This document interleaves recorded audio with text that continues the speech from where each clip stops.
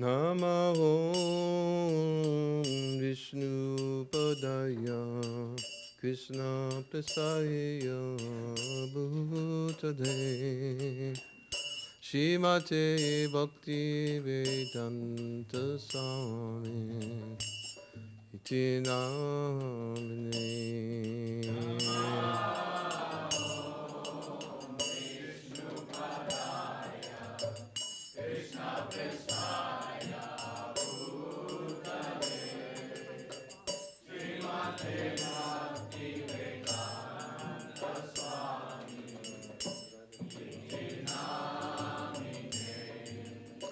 Namaste Saraswati Deve Gauravani Prechadne Nevasesha Sunyavadi Vasyachade Satarine.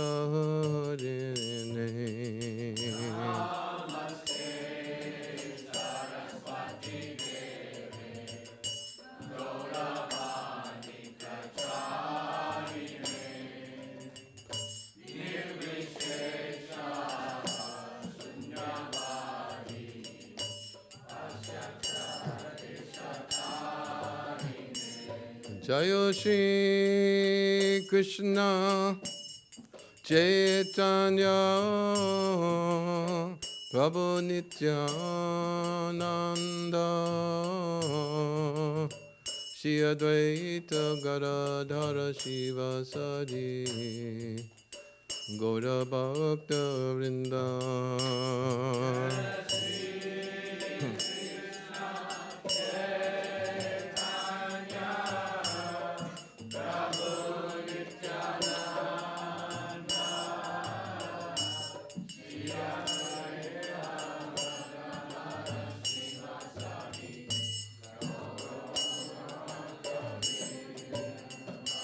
Hare Krishna Krishna Krishna Hare Hare Hare Ramo Ramo Ramo Hare Hare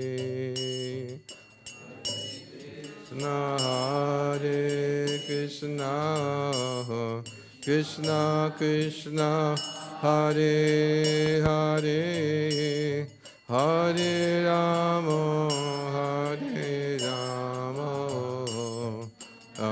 Ramo Hare Hare Krishna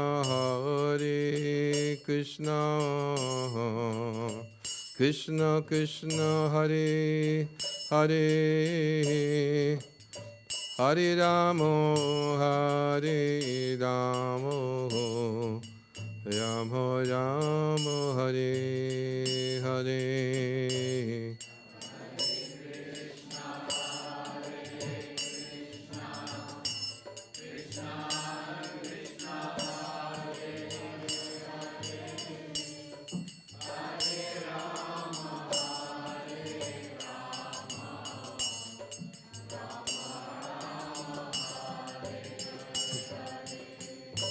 Hare Krishna Krishna Krishna Hare Hare Hare Ramo Ramo Ramo Hare Hare.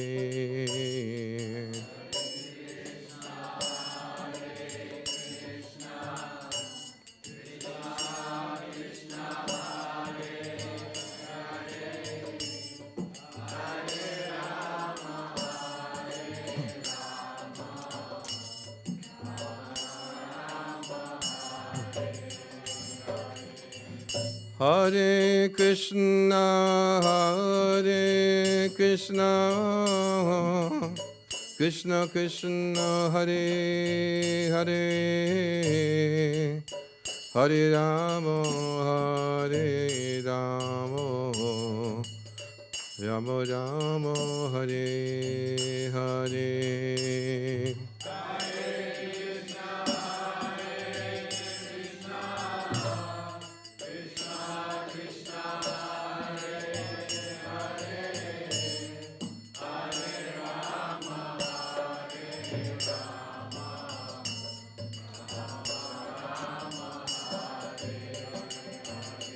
Hare Krishna, Hare Krishna, Krishna Krishna, Hare Hare,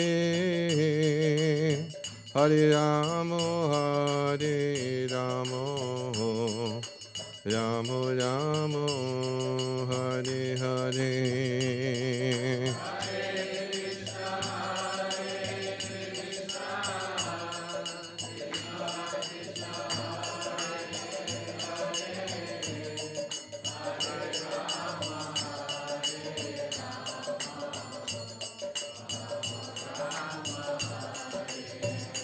Hare Krishna, Hare Krishna, Krishna Krishna, Hare Hare, Hare Rama, Hare Rama, Rama Rama, Hare Hare.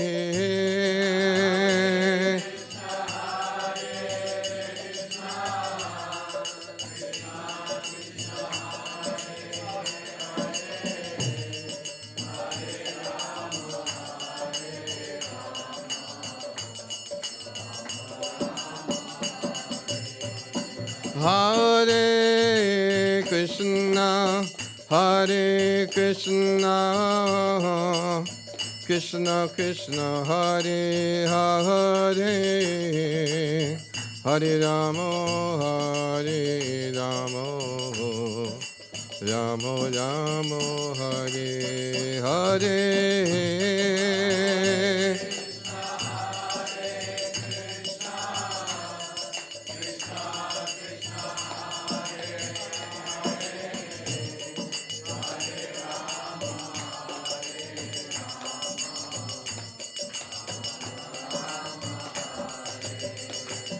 Hare Krishna, Hare Krishna, Krishna Krishna, Hare Hare, Hare Rama, Hare Rama, Rama Rama, Hare Hare.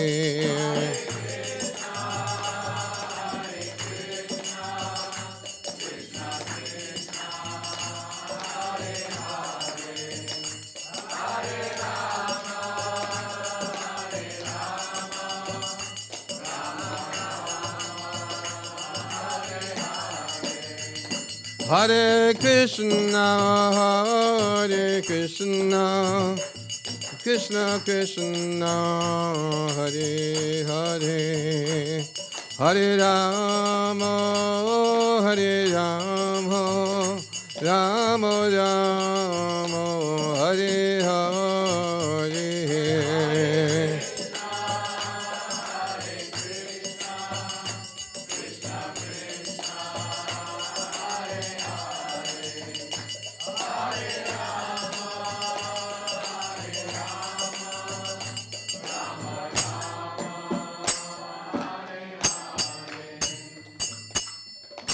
Namo Om Vishnu Padaya Krishna Prastaya Bhutale Shrimate Bhaktivedanta Swami Iti Namane Namaste Saraswati Devi Gauravani Vacharini Nirvishesha Samyavari Vastatyade Satarane.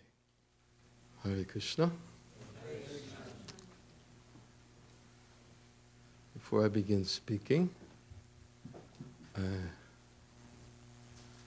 I think I should give a little introduction as to why I'm speaking about this topic this evening.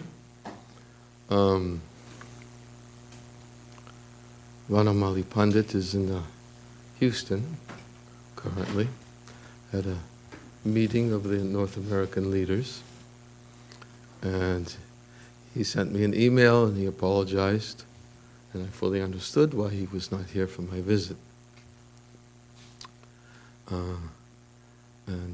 I'm not sure when he returns. I think maybe it's Monday. Tomorrow morning. Oh, he'll be here tomorrow. Okay. Anyways, before I came, he gave me several topics and requested me to speak on them. And one of the topics was on the holy name of the Lord, so it just so happens that our Srimad Bhagavatam classes are all on the story of Ajamil. So this morning we got the opportunity to speak about some aspect of the glories of the holy name of the Lord. And tomorrow we will continue on that topic, but that was just coincidence or maybe Krishna's plan. I don't know what it was, but the topic for Srimad Bhagavatam was the holy name. So that was one of the topics he asked me to speak about, that, but that's being covered in our morning Srimad Bhagavatam classes. And he gave me several other topics and asked if I would speak on them. First, he asked if I would give seminars. He wanted to advertise them. And my schedule was such that I didn't want to plan any seminars. Usually seminars require consecutive classes, and therefore I didn't have a schedule that would allow that for the consecutive classes to cover a topic. So I told him that on the weekend evenings I would take one of the topics he asked me to speak on. But as I'm looking at the topics, there's several of them, I'm noticing that probably he's assuming that everyone who's here is a member of the congregation, because these are congregational topics. And and because he's not here, to ask him that question, maybe if you could help me with that.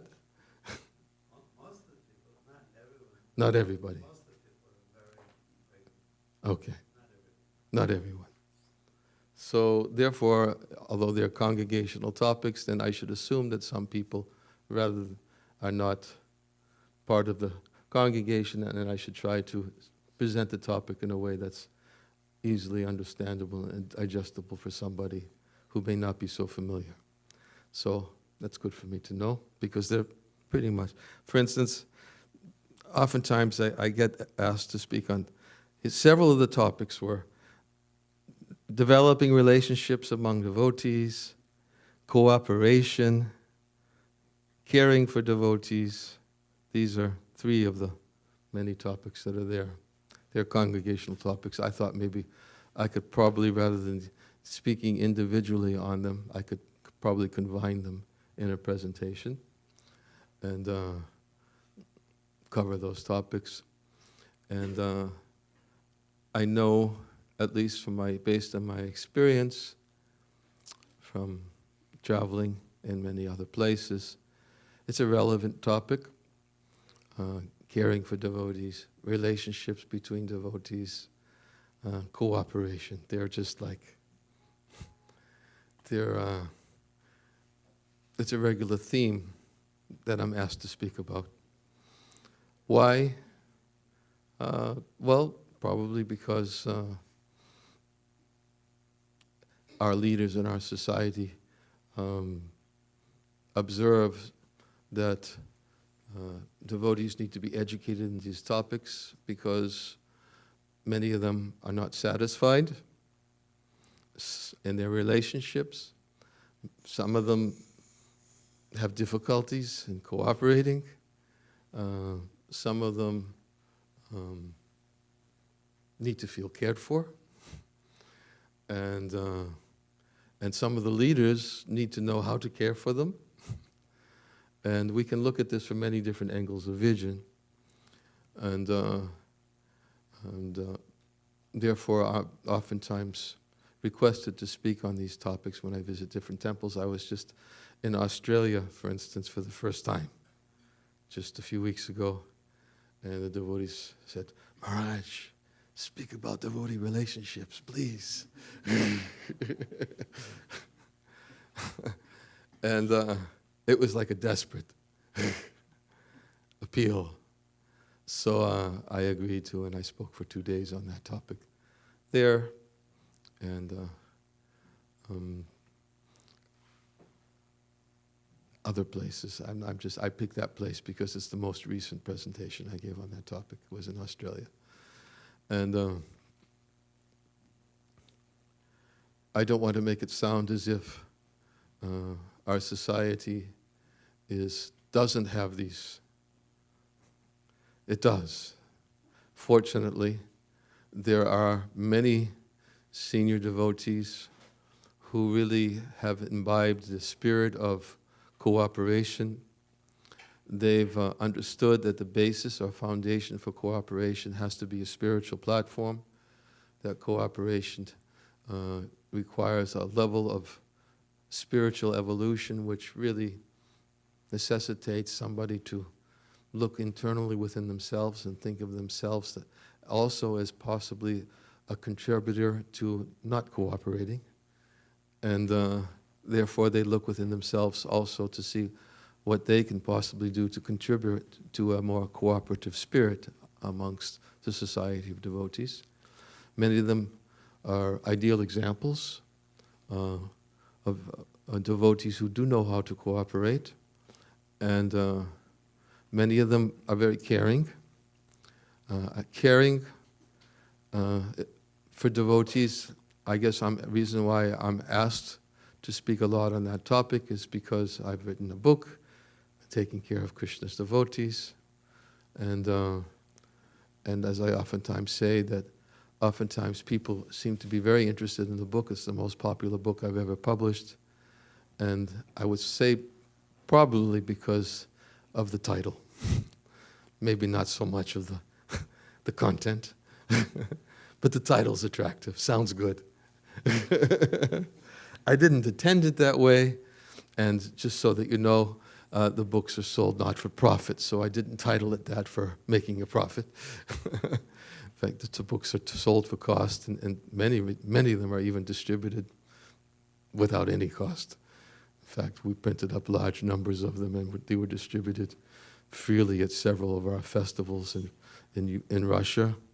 They were distributed freely, and in attendance were like thousands of devotees. So, but it was given mostly to the leaders, and also to the leaders. It's given to all the leaders in Ukraine. I believe there are at least 500 to 1,000 copies that were distributed to the leaders in Ukraine. And but the title, Taking Care of Krishna's Devotees, is probably an attractive title because sometimes, as I've also observed in the course of my travels, devotees are,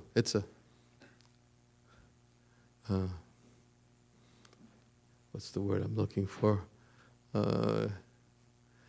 Devotees oftentimes feel the need to be cared for.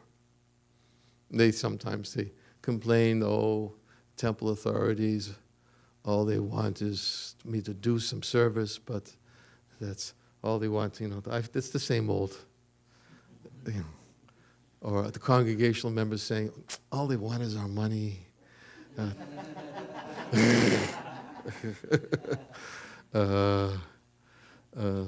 I've heard, these are sometimes things that I'm forced to hear, but it's not a fact that our leaders are thinking that way.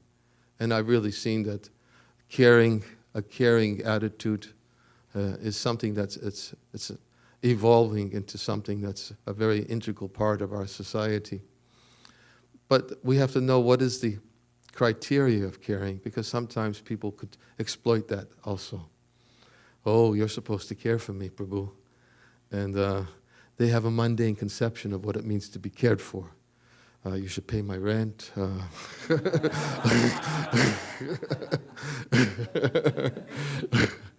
Or, you should pay my hospital bills. Or maybe. But I'll be happy to say also that in some of our communities, we've actually even been able to evolve where there is actually communities into a community where the community does that, not the temple. The community, because they're communities.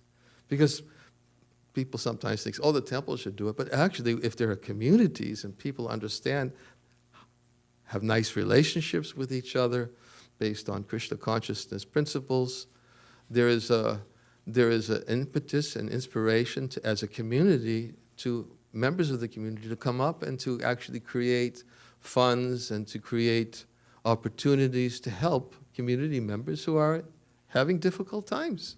They're part of our community. Let's help them. But it's not the temple that does it, it's the community.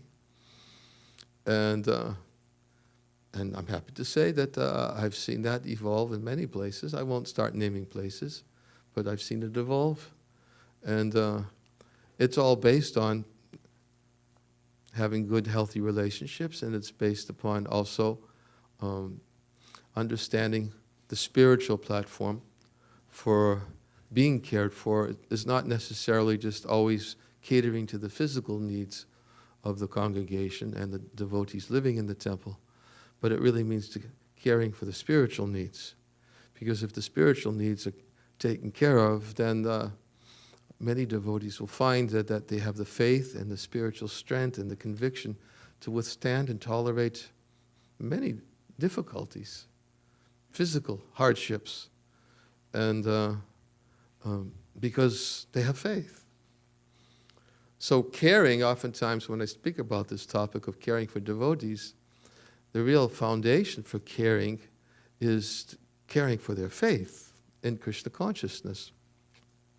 Because the stronger one's faith is, the stronger one's convictions are, that by chanting Hare Krishna, Shraddha Shabdi Vishas, Kahide Sudaya, Krishna Bhakti Kali, Savakama Kritahaya, that faith means firm, confident faith that if I simply take shelter and chanting Hare Krishna and engaging in devotional service, then all my subsidiary duties can be fulfilled. That's Shraddha, that's faith, as defined by Lord Chaitanya and Chaitanya Charitamrita. So if a person has strong faith, then they can be satisfied in any condition of life, even in the face of adversity. And because they have strong faith in Krishna, therefore they don't expect that as soon as there's some small difficulty that immediately everybody has to jump in and cater to my external necessities. If it comes, devotees always gratefully accept it. But to learn how to not expect it is actually a very spiritual concept. And these are things that we can talk about when we talk about devotee relationships, because we can speak about on the basis which is given by Rupa Goswami, where he explains the dati pratagrinati guyamakyati prichati, where he talks about friendly dealings, loving dealings between devotees, where they're based upon loving exchanges of giving gifts, accepting gifts, revealing one's mind in confidence, inquiring confidentially, offering prasadam, accepting prasadam. Rupa Goswami has explained these are the 6 bases of loving exchanges between devotees. And sometimes when we hear that verse, we immediately think, well, yes, loving exchanges means I give something and I've been told that I'll get something. So, and the exchange is complete if I get something, and then I'll give it on that condition. But that's not loving exchange. Prahlad Maharaj made that very clear in his relationship with the Lord. He says, I'm giving to you, I'm serving you because you're my master and I'm your servant. And I don't expect anything in return because this is my natural relationship with you. And I don't want to engage with you in a relationship with you on a mercantile basis that I'll scratch your back, you scratch mine. Prahlad Maharaj very clearly explains that relationship is based on, a loving relationship is based on not expecting anything in return. That's love. If you expect something in return, then it's a mercantile relationship. So it really means growing into a platform of, evolving into a platform of loving exchanges, which mean that you offer something to someone because it's out of love. And when you offer out of love, one of the criteria is what Rupa Goswami gives, Anya Balasya Sunyam Gyana Kamani Avatam, that the symptom of love is it's intended for the person that you're offering it to for his pleasure, and one doesn't expect anything in return. That's a symptom of love. Of course, he's speaking about that in terms of one's relationship with Krishna, but it can also be understood in terms of one's relationship with devotees of Krishna. So, a real loving relationship means that when we render service to somebody that we have a confidential relationship with, we have affection for, and then we've already experienced something in that relationship which has led us to the conviction that actually this person is really a friend. And because this person is really a friend, I feel some loving affection towards that person, and therefore I want to reciprocate what I've already gotten in the relationship. Somehow my friend has given me something, and the reason why I appreciate it so much is because he gave me something, and he didn't expect anything in return. And that's really, when you think about it, that's really a powerful introduction to friendship. It's real friendship. But these are the types of friendships that one is supposed to have in Krishna consciousness. And Krishna consciousness provides a foundation for such friendships because it's centered on Krishna. Without being centered on Krishna, then unfortunately, there's no foundation for such relationships. The key is how to add Krishna. Right? Prabhupada, the simple analogy Prabhupada oftentimes would use is if you have so many zeros, they equal 0, but when you put 1 in front of all your zeros, every 0 becomes significant. Right? So the 1, he says, is you have to add Krishna. So you may have many friends, but if there's no Krishna, it's not really friendship. It's born of an expectation of something in return. Yeah, he's my friend because I do something for him, and I know he'll do something for me, and we're motivated, expecting that to be there. But when Krishna is the center, it really changes the whole. It's a major paradigm shift. It changes the whole foundation of a relationship, because when Krishna is the center, a devotee is motivated to please Krishna. Just like I oftentimes, when I think of this, I think of a pastime in Chaitanya Charitamrita. There's a pastime of who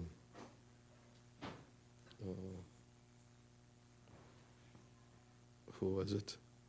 The 2 Brahmins who were the story of Sakshi Gopal. And the 2 Brahmins who were going on pilgrimage, and the younger Brahmin was helping the elder Brahmin. And both of them were actually very pure Vaishnavas. And the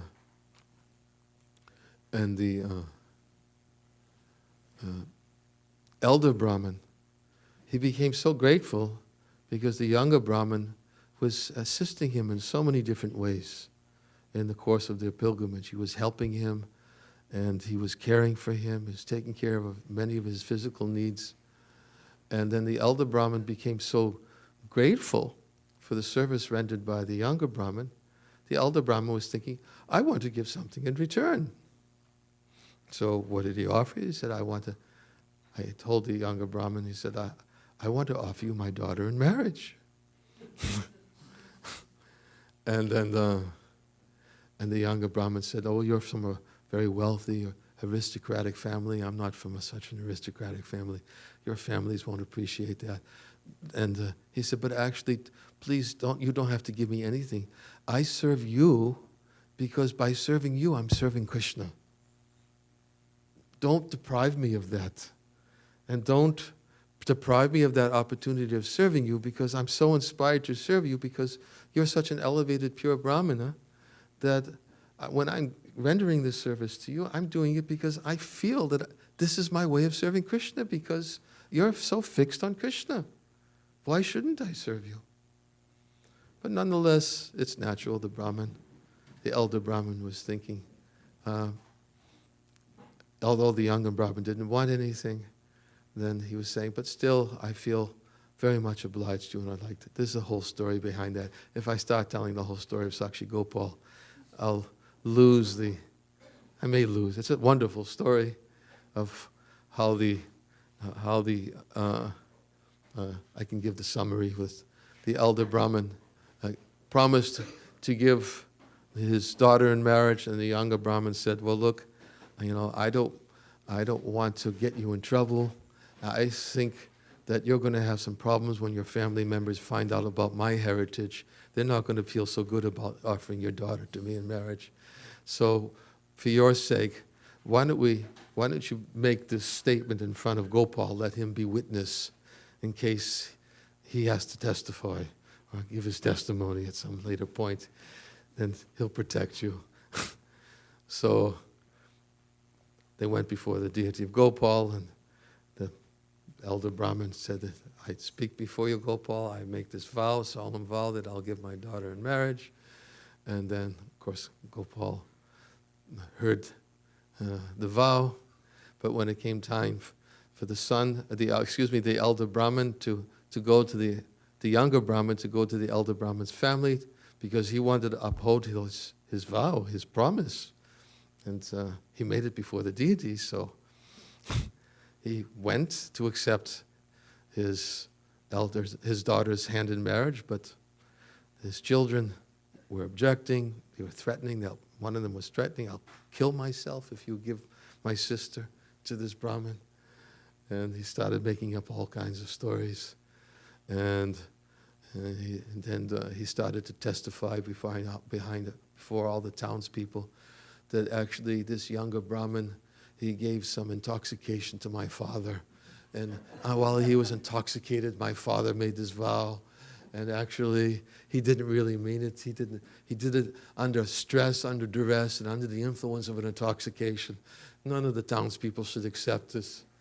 And then the younger Brahmin said, well, Gopal heard witness, so he bore witness to this to this vow, so we should call him. So that's the story of Sakshi Gopal.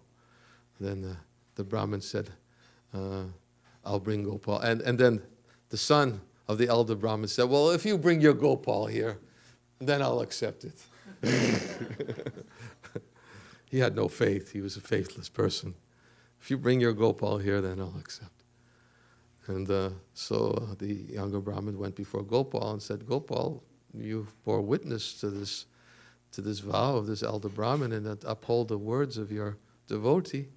You'll have to testify. And so then Gopal said, well, how can I go? And then I can't go there. And then the younger Brahmin said, well, if you can talk, you can walk. So why don't you come? So then Gopal agreed. I said, okay, I will come behind you. When you walk to the village, walk back to the family of the elder Brahmin. But don't turn around. If you turn around at once, then I'll immediately stop walking. So the Brahmin walked, and he said, you'll know that I'm behind you by the sound of my... No, not that sound. Fortunately, there were no sounds like that. Wow, it's doing it again. I thought for sure my phone never works in the temple. How is it happening? Oh, it's connected to the internet, that's how. Okay. No, it's the sound of the ankle bells, not the sound of a text message arriving. And then, as he was walking, he could hear Gopal behind him and the sound of the ankle bells, but at one point, he didn't hear the ankle bells, and he turned around, and then Gopal just stopped there, but it was close enough. And anyways, that's the story of Sakshi Gopal. But the Brahmin, the younger Brahmin, was specifically, his mood was that he served the elder Brahmin because his mood was that by serving you, I'm serving Krishna. Right. And because the elder Brahmin was so fully dependent on Krishna and was not expecting any assistance from the younger Brahmin, he was, as one who's in Krishna consciousness, he just always is fully dependent on the Lord. And naturally, although he didn't expect, he was very grateful by the service rendered by the younger Brahmin, and he naturally wanted to reciprocate in some way, although the younger Brahmin didn't in no way expected it, or nor did he want it. So, if Krishna is there, then loving relationships can actually evolve, as long as everybody has the same goal of that we're trying to become Krishna conscious. Anyways, I was going to read a verse and I was going to speak about it, and I'm simply just introducing the topic about relationships. And I was explaining why many of the leaders in our society are very concerned that there are caring and loving relationships. Devotees need to feel cared for, and then I was explaining before about the basis of real devotee care is not just simply in taking care of the physical needs, but is actually caring for one's faith in Krishna, how to help others.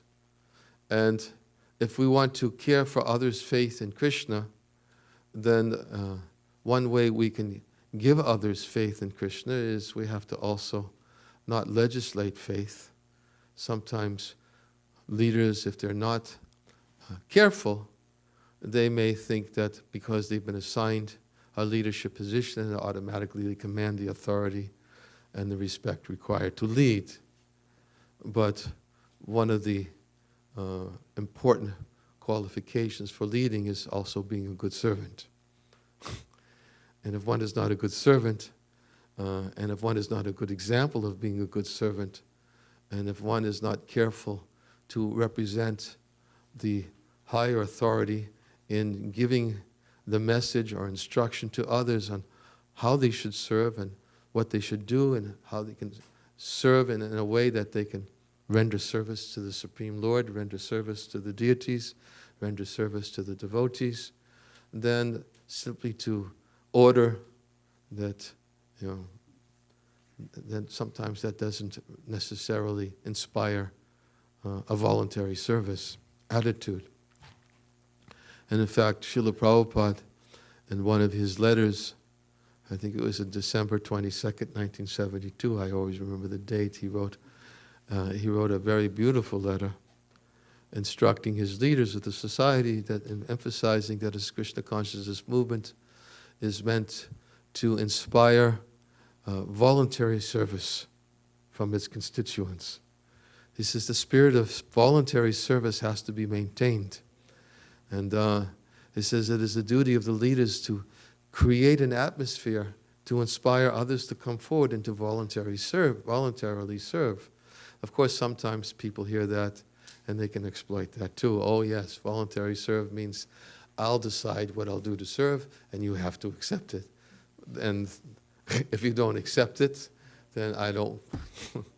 Well, then a person who thinks that way, he really loses out on understanding what is the spirit of cooperation. Because there are many, many factors that come into play in living in a society of devotees. But nonetheless, Prabhupada in this letter had said it's the duty of the leaders to inspire a service, a voluntary service spirit, so that people will come forward and to rise up to the occasion. And it says that this challenge has to be there constantly for devotees to rise up and to voluntarily serve.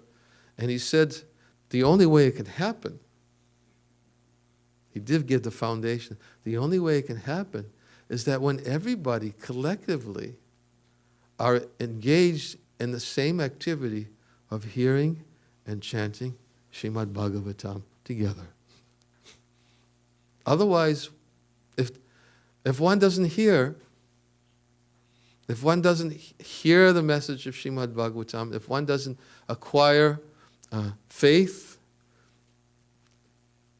acquire a taste, of course it's nice when the taste is there, but although the taste may not always be there, be very powerful and very, very strong, but at least one understands the urgency and the need to hear the message of Srimad Bhagavatam. that really contributes to a nice cooperative atmosphere where devotees feel inspired to rise to the occasion, and they feel encouraged to contribute in a meaningful way to a cause that they understand will be pleasing to Radha Gopi Vallabha and will be pleasing to the senior Vaishnavas. And they want to make sure that their service is something that's going to the right destination. Nobody likes to put all their energy into something and then finding out that at the end that feeling very disappointed that I've given so much of my energy, so much of my time, so much of my wealth, or whatever it may be, and it didn't really get to where I wanted it to go to. And that can be a cause of discouragement also. But when the collective effort is centered on relationships based upon hearing and chanting about Krishna, then inspiration naturally comes. And Prabhupada made that point very clearly in the letter that he wrote on December 22nd, 1972. He said that we should not be so careful to count up new members. He said, let them come and hear Srimad Bhagavatam regularly. Of course, this is something, how to deal with that. This is something that's changed over the years. In the 1970s, I will say, Muktavanya can tell you also, I think probably Panamanda Prabhu can say, who else was here in the 70s? Anybody else? Am I missing? Bhaktivik? That's right. Bhaktivik was in the 70s. In the 70s, the main substance of Sangha was Srimad Bhagavatam class. Because everybody was there. Everybody was there. And most of the devotees were living in the temple, and even congregational devotees would live close to the temple and they would come to Bhagavatam class. And Prabhupada really, that was the spirit, that was the mood in the 70s. That Sangha meant Nasta Payesha Abhajeshu Nityam Bhagavata Sevita Bhagavaduttama Shloke Bhakti Bhavati Naishtaki. That by regularly hearing Srimad Bhagavatam and serving the devotees, that all of this is troublesome to the heart. And in fact, I oftentimes that when Prabhupada first published Srimad Bhagavatam, the early editions of Srimad Bhagavatam, Prabhupada had that verse translated, by regularly hearing Srimad Bhagavatam and serving the devotees of the Lord, all that is troublesome to the heart becomes practically destroyed.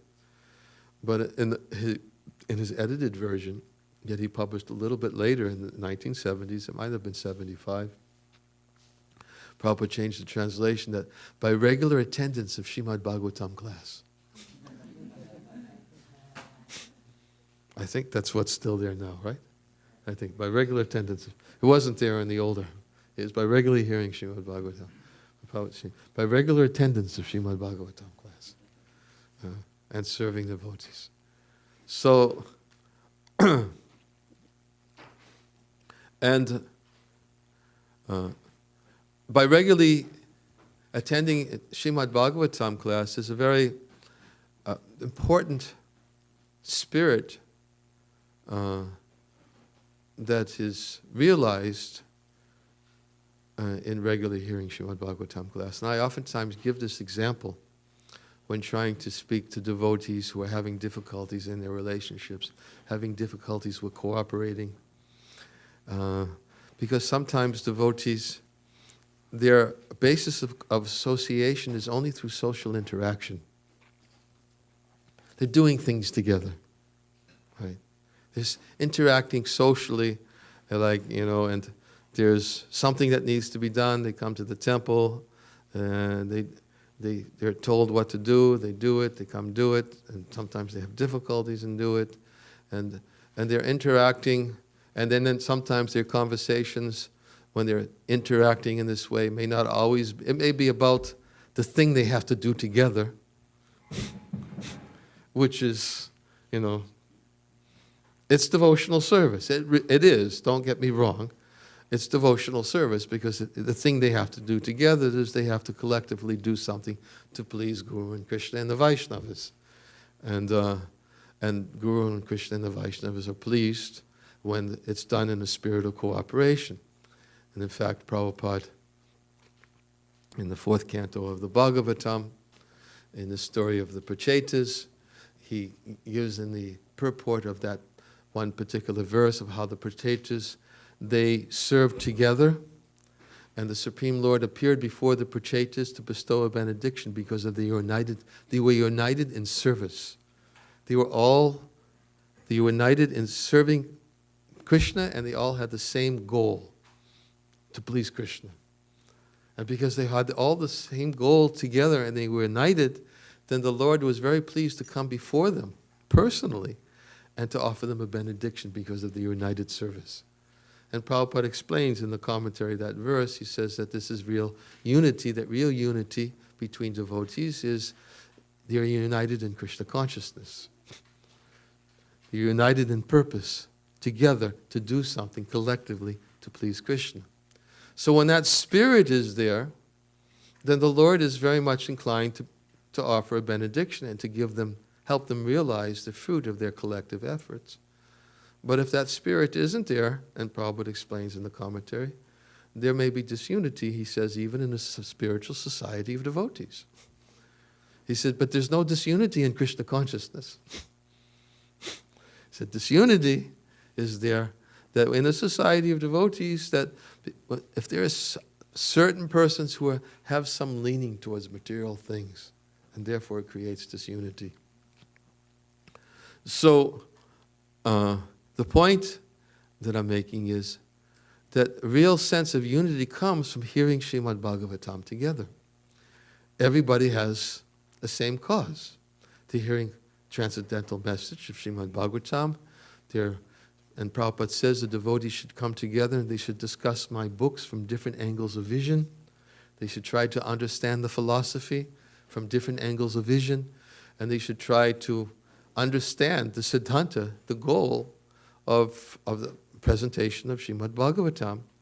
And by hearing Srimad Bhagavatam together, and by chanting Hare Krishna together, then what happens is that we begin to see each other in a different way than we would see them through social interaction.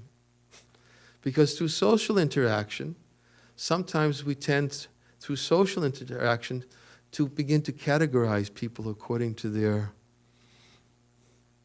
qualities, according to their abilities, according to their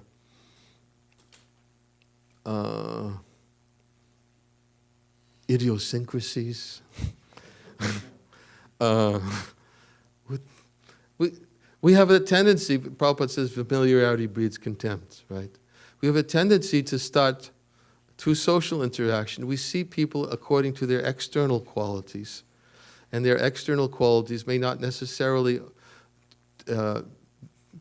reflect their internal qualities, which is a sincere desire to become Krishna conscious. And if we judge people according to the external idiosyncrasies or according to their external qualifications, like sometimes people are judged, oh, he's lazy, or she's lazy, or as soon as they think of that person, immediately in their mind, they've already got them pigeonholed, When I think of him, I think of this. Right? And everybody's got a label, in our minds. Through social interaction, that's what happens, if we're not careful.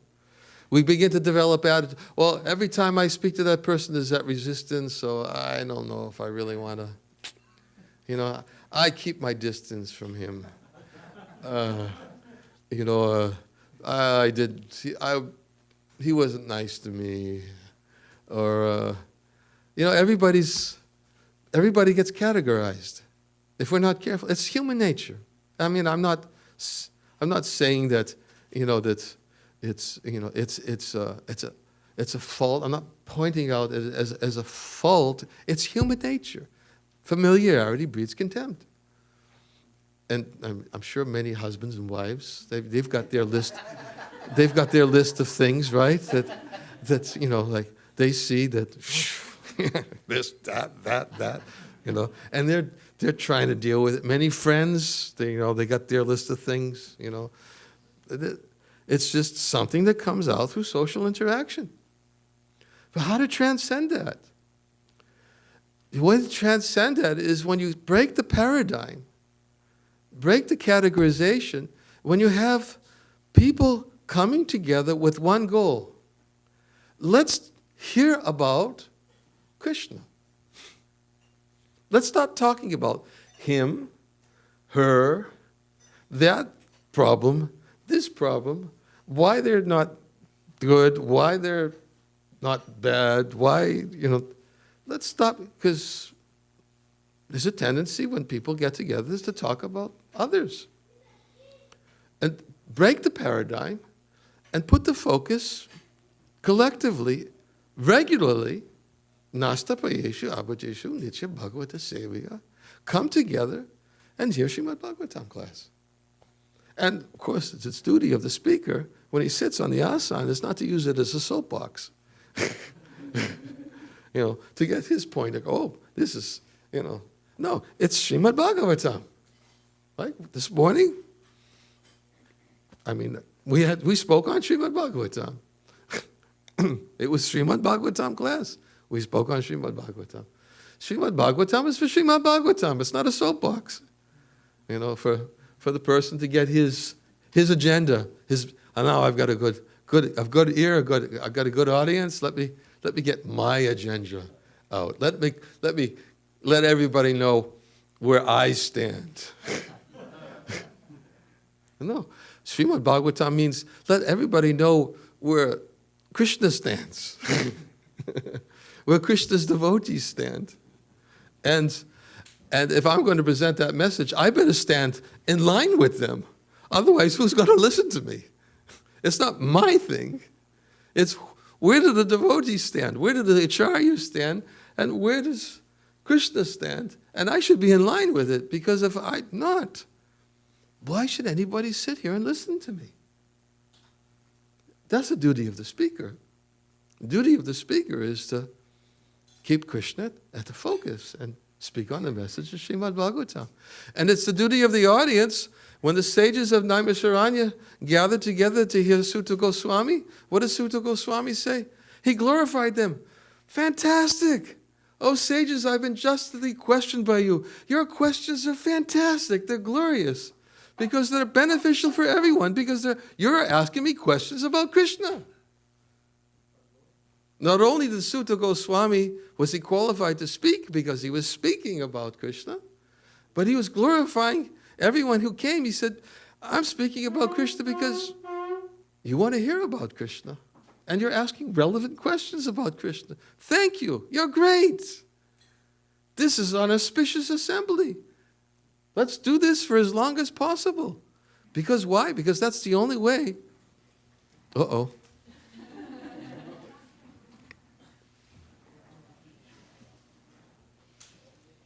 That's the only way to offset the influence of Kali Yuga. Isn't that why they gathered together? It's the only way to offset the influence of Kali Yuga. What are we going to do? We need to perform a sacrifice to offset the influence of Kali Yuga. And the way to offset the influence of Kali Yuga is hearing Srimad Bhagavatam and chanting Krishna's names. So when devotees come together regularly in that spirit, then it really, things kind of evolve into a natural, organic, cooperative spirit. Because why? Inspiration is there. Inspiration. You can't legislate inspiration. You can say, Prabhu, you have to be inspired. Well, who says I have to be inspired? Niranjana Swami said it the other night.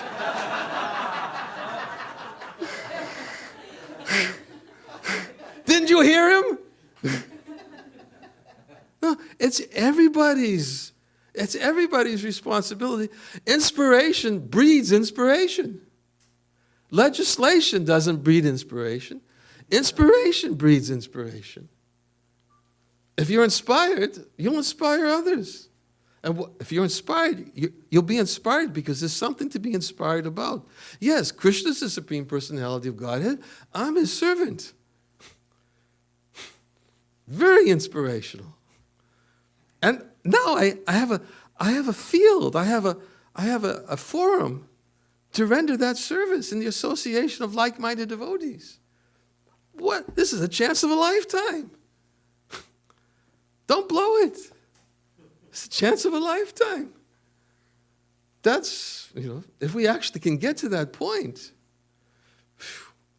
things can take off. So everyone can contribute. Everyone contributes to such a spirit.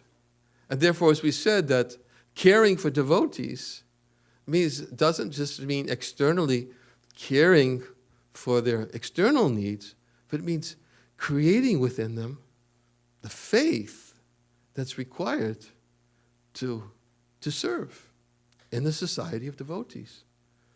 And that means the onus is on everyone who is aspiring to become a devotee to manifest the qualities of a devotee. Again, they can't be legislated. Yasyasti bhaktir bhagavat kinchana savai gunaistatra samasate sura. Prabhupada would always quote the verse that all good qualities will automatically become manifest in devotees. All good qualities will become manifest. So if the devotees are doing what really cleanses the heart and brings out the good qualities, which is hearing and chanting about Krishna together.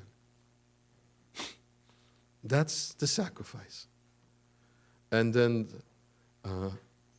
if we finally can rise, or if we feel the need to rise to that and to take part in that sacrifice as much as possible, not just to come for social interaction, but to come for hearing Srimad Bhagavatam, then anyways, all these objectives that Vanamali Pandit asked me to speak about, at least a few of them, they can be covered right there. Relationships, cooperation, and devotee care. There were some other topics that were there also, which we can discuss next Saturday. I think evening, I'm supposed to do something similar. Tomorrow morning is Srimad Bhagavatam class. We're going to continue the story of Ajamil, and we're going to hear about the glories of the holy name. And does anybody have any questions? Wow, that went up fast. You're quick.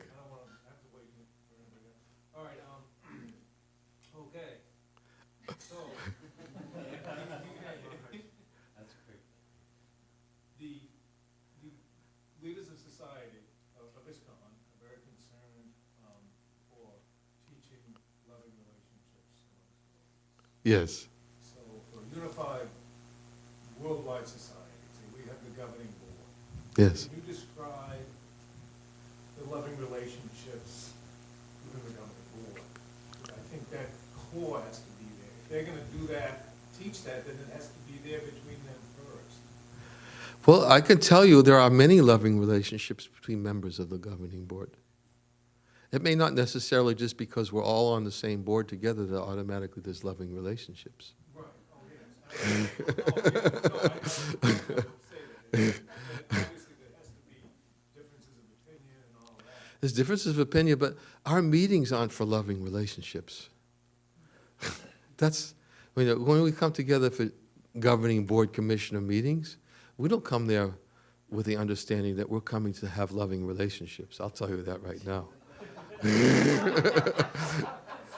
But I will tell you one thing that is there: respect. Because without respect, there can be no relationship. Isn't that love? respect, Lord Chaitanya has instructed us to respect all living beings, what to speak of devotees. Love, respect is not necessarily, and Bhaktivinoda Thakur and Chaitanya Shikshamrita makes this point very clear, that to respect a living being it's something that we do. We respect them. And he says that we respect them by not causing them pain. A devotee will never purposely and intentionally cause pain to another living being. He respects them. He respects that Krishna is in their heart. And therefore, he'll never think of causing pain. He'll never think of saying something, knowing that by saying this person's really going to suffer. And I want to do it. I want to make them suffer. I want to teach them a good lesson.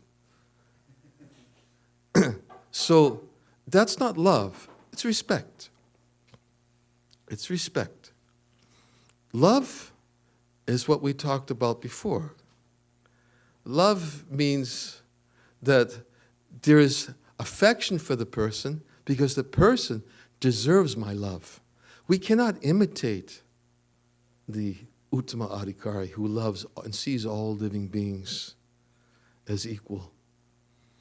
We cannot imitate the Uttama Adhikari and to think that everybody's serving Krishna and myself. The Majjhima Bhakta, he makes distinctions.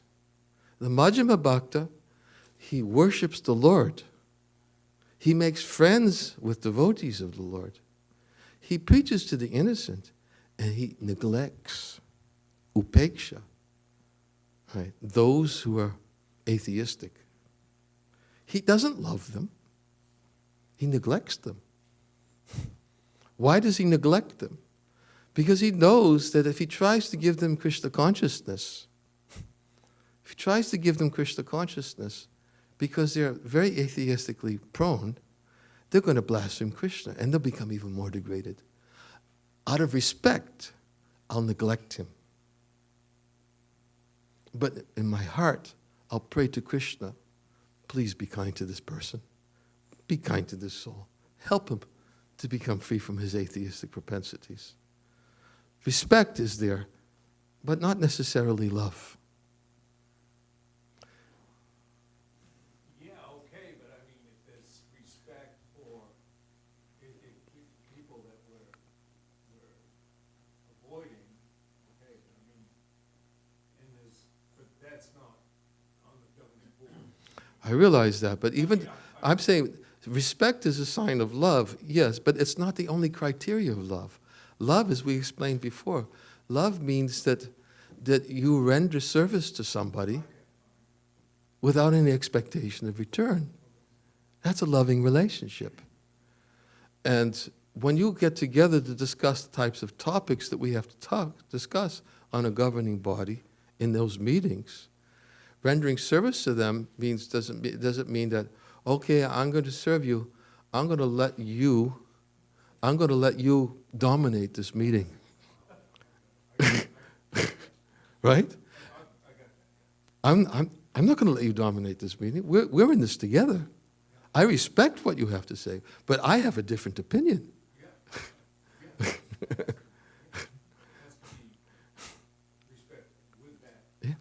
Yeah, it's included, but it's not the sole criteria of loving relationships, of respect. The loving relationships are outside the meetings. The loving relationships are what we do, what I do with many of my GBC God brothers outside the meetings. We sit together, we read Srimad Bhagavatam together. We do it I have certain God brothers who are GBC members that whenever we have the opportunity, we sit down, we read Chaitanya Charita. I did it in Mayapur this year with several of them. They're fellow GBC members. I have to cooperate with them, and we have different opinions when we're sitting in that meeting. But we have different opinions sometimes even when we're sitting and discussing Srimad Bhagavatam. But when we're discussing Srimad Bhagavatam, it's a whole world of difference. So that is the loving relationship going on. Outside the meetings, not in the meetings. Outside the meeting, but it's still the core leadership of ISKCON having loving relationships with each other. Well, I know that. I think Well, you might be groping for it, but there are many devotees who do have, unfortunately, you might not see it here, but there are many devotees who do get the opportunities to see that in other places. You might be just in an isolated place, but there are devotees who are exposed to that in other venues. Yeah, and it's, I mean, it's very powerful. It's very powerful. Yeah, it's very powerful. And in fact, many of our festivals are organized simply to create venues so that, I mean, when I go to a festival, sometimes I don't even want to give any lectures because I want to be able to have loving relationships with my godbrothers. I want to sit and hear them. But then all the devotees are complaining, well, you're not giving any lectures. Anyways, I get caught up in different kinds of loving exchanges. But they're definitely there. And I can tell you that I have a list of people that I serve who are my GBC godbrothers, and I never expect anything from them. Never. So would you say there's unity there and respect? Definitely. Okay. Definitely. Yeah. There are some people, there's a lot of, I oftentimes, sometimes will say that sometimes people will criticize ISKCON. They'll say, ISKCON is this. And as soon as I hear somebody say, ISKCON is this, I say, there's so much variegatedness in ISKCON, you can't paint it with one brush. There's so much variegatedness. There's so much variety on the GBC body. Oh, yeah, yeah. So much variety. I mean, and it's nice. It's healthy. It's very healthy. It's very healthy. But respect, I see that. It's there, solid. Solid. Solid. Difference of opinions, though. Oh, I'm all about that.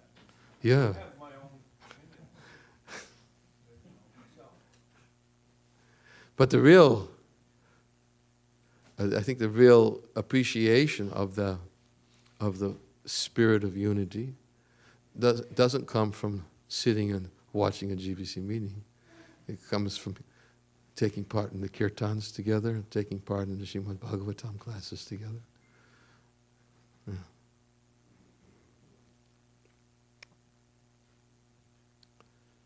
Did I address you? Absolutely, thank you very much.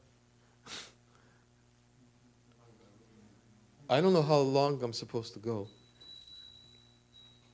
What time is it?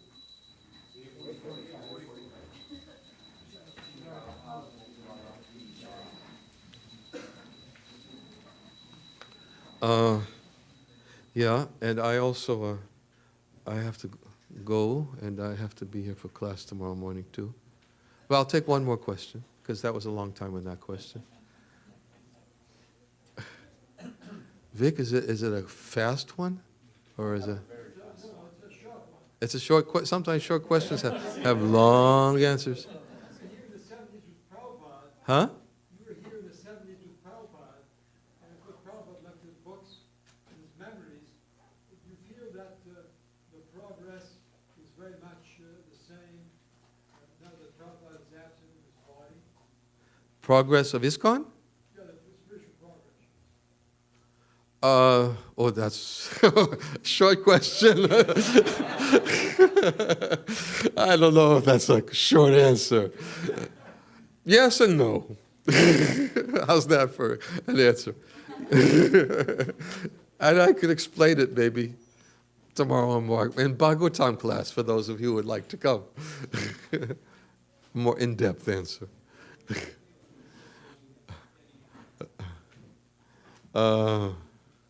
And you had that quick question? Actually, you were talking about the Rupa Goswami, he's mentioning the loving relationship between devotee, Vedami Pratigunati. So, maybe this, when we understand this principle, many times, in details, if you go in this modern scenario, sometimes it's very difficult actually, Devotee doesn't accept gift, sometimes it happens actually, practically. We don't accept also anything in return. So, So Uh-huh. is that details are very much important, or you have to understand only principle? Principle has to be understood, and the details are important. The details are very important. But sometimes devotees don't accept for the wrong reasons. And sometimes they may not accept because they don't want to be bound. Because if they accept and they think this person is going to expect something from me, so therefore I won't accept. So that may be a reason.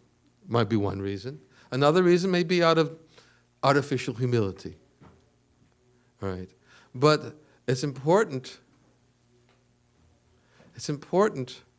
to recognize when something is being offered out of love. Because when something is offered out of love, then I shouldn't say it's the duty to accept it, but it's actually love to accept it. Because it's offered out of love. So we really have to come up in our standard of understanding of what is a loving offering and what is a loving accepting.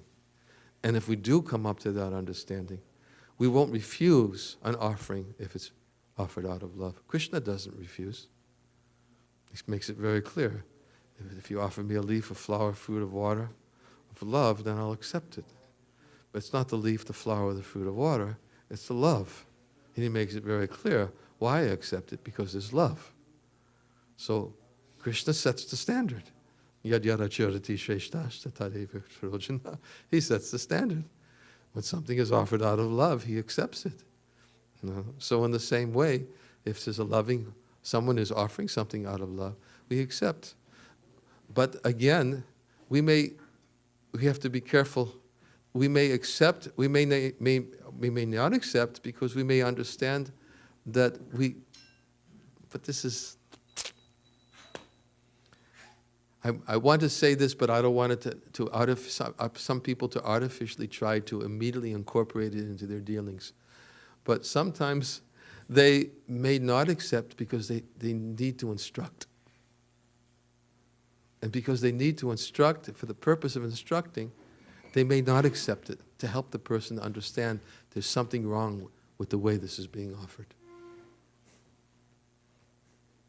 So that is there also.